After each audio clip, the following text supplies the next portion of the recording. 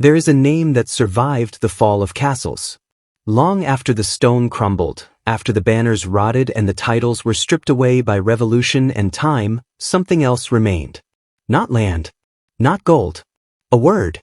A surname, passed silently from father to son, carried across centuries by people who often had no idea what it once meant or who it once belonged to. For generations, we treated surnames as decoration. Labels.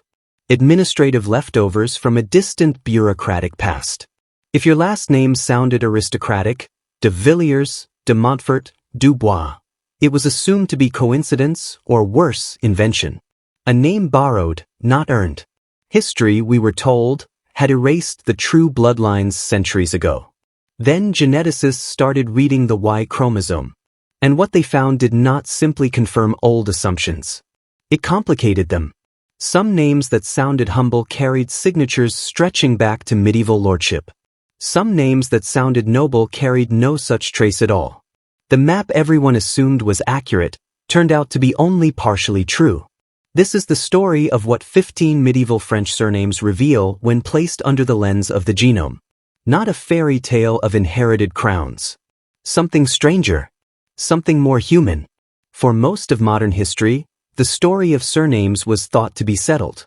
Historians explained that fixed hereditary surnames emerged gradually across France between the 11th and 14th centuries, first among nobility, who needed to distinguish family lines for the purposes of land inheritance and legal claims, and only later among commoners, who often adopted names based on occupation, location, or a father's first name. A name like Lefebvre pointed to a blacksmith. Du Bois pointed to someone who lived near a forest. Names like de Rohan or de Montmorency pointed unmistakably to titled families, tied to specific estates, specific coats of arms, specific entries in feudal records. The assumption seemed reasonable. Paper trails existed. Church registries, tax rolls, feudal charters, thousands of documents that appeared to trace lineages cleanly, generation by generation, back toward the Crusades and the courts of medieval kings. For a long time, that was enough. Genealogists built family trees on parchment logic. If the paper said your ancestor was a knight, you were, in some sense, presumed to carry a knight's blood. But paper has a problem the genome does not. Paper can be rewritten. The first cracks did not come from castles. They came from something smaller, village records that refused to line up neatly.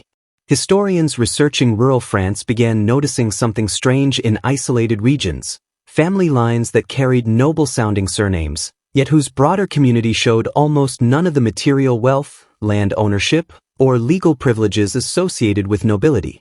In some villages, the noble name had drifted downward through the social ladder for reasons no single document explained. At the same time, other researchers noticed the opposite.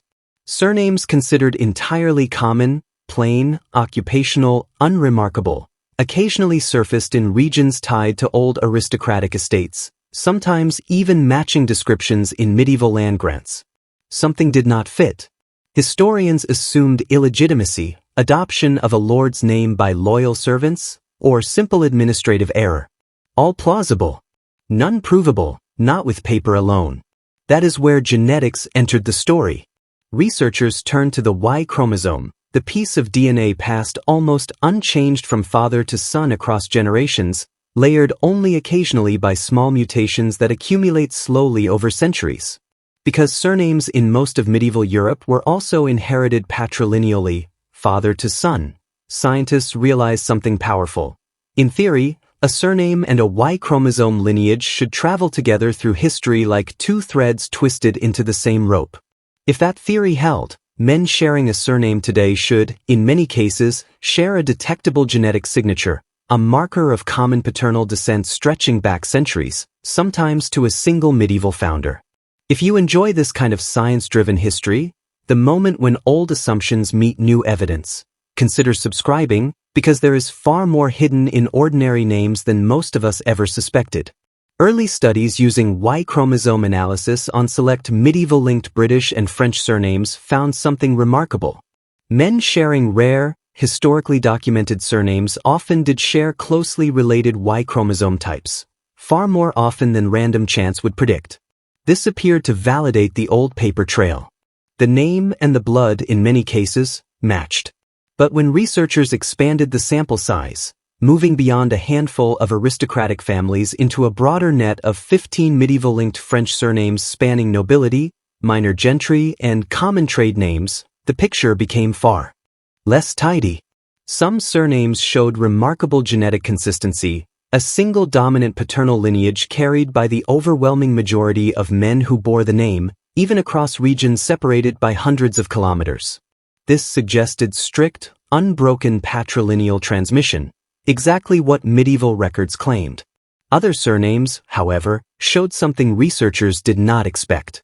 Multiple, genetically distinct paternal lineages, all carrying the identical historical surname, with no common ancestor within the medieval period at all. That was not a contradiction. It was a signal. It suggested that somewhere in history, the name had detached from a single bloodline and reattached itself to others, through adoption, through illegitimate birth registered under a mother's protector, through a servant or steward inheriting a lord's name out of loyalty or convenience, or through something far more mundane, two unrelated families independently choosing the same descriptive name, centuries apart, in different regions of France. The story did not collapse. It widened. Genetic genealogists studying these 15 surnames began proposing several possible explanations for the fractures they were finding, and importantly, no single explanation applied to every case. The first explanation was what researchers call non-paternity events, instances across centuries where the recorded father was not the biological father, whether through undisclosed adoption, infidelity, or a child raised under a stepfather's name. Given that some of these surnames span 20 or more generations, even a small percentage chance of this happening in any single generation compounds significantly over time. The second explanation involved feudal name transference, a practice in which loyal retainers, stewards, or even freed serfs took on the surname of the lord they served, either as an honor or as a practical administrative shorthand. In such cases, the surname would spread without any accompanying genetic relationship at all. The third explanation was independent convergent naming, the idea that identical or near-identical surnames arose separately in different regions of medieval France, especially for descriptive names tied to landscape, trade, or physical traits, meaning the shared name was coincidence rather than kinship. Researchers remain cautious about assigning a single cause to any surname without deeper regional study. The data does not prove any one explanation.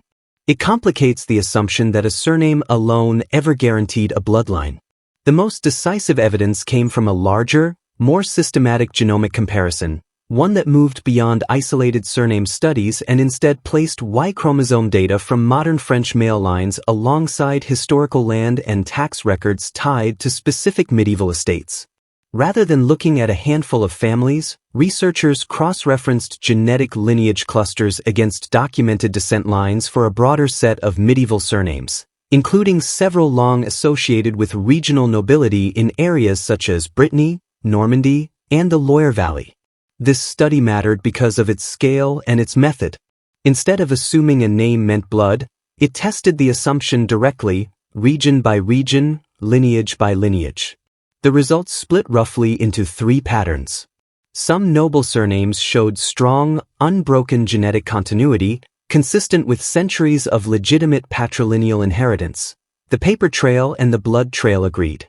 Others showed a dominant lineage overall, but with a small number of clearly unrelated branches folded in at some point in history, most likely through adoption or name transference.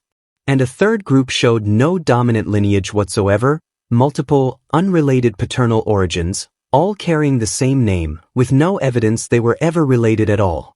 That third category produced the twist no one expected. Several of the surnames long assumed to trace back to a single medieval noble founder, the kind of name that suggested an unbroken chain to a knight, a landholder, a crusader, showed no single genetic point of origin at all.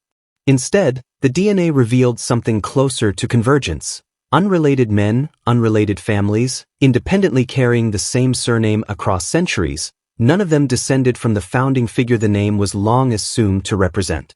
Not a broken bloodline. Not even a bloodline to begin with. Not in the singular sense history had implied. The The surprise was not that surnames could be inherited without blood. Genealogists suspected that in theory. The surprise was how often it happened, and in which direction.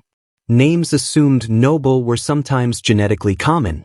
Names assumed common occasionally traced to unexpected medieval landholding lineages, preserved quietly for generations in families with no memory of the connection at all. The genome was not erasing the old story of medieval France. It was revealing an older, messier one beneath it, one where names moved more freely between social classes than official records ever admitted, carried by adoption, loyalty, survival, and the simple human tendency to protect a child, a servant, or a name worth keeping.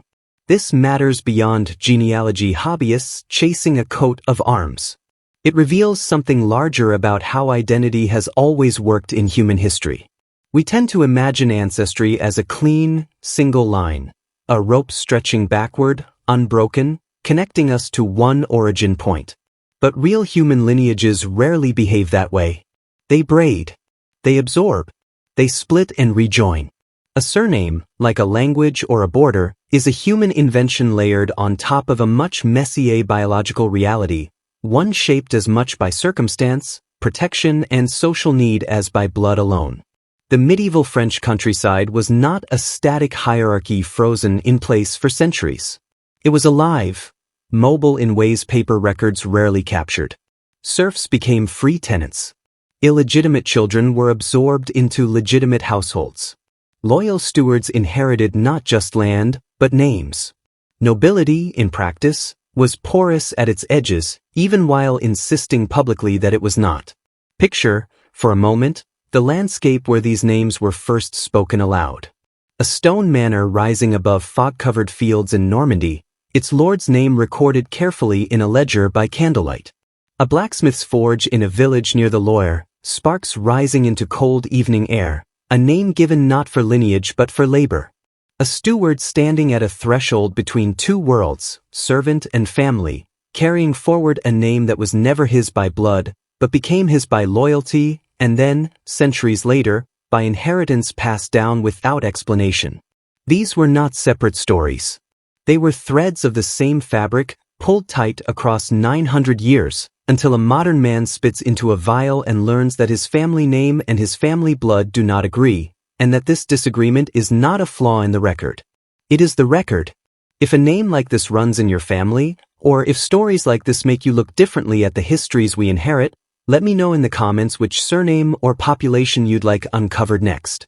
What these 15 surnames ultimately reveal is not a simple confirmation of noble descent, nor a debunking of medieval genealogy altogether.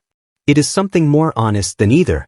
Some families genuinely do carry an unbroken paternal line stretching back to the medieval lords whose names they hold, verified now not just by ink, but by the molecule itself.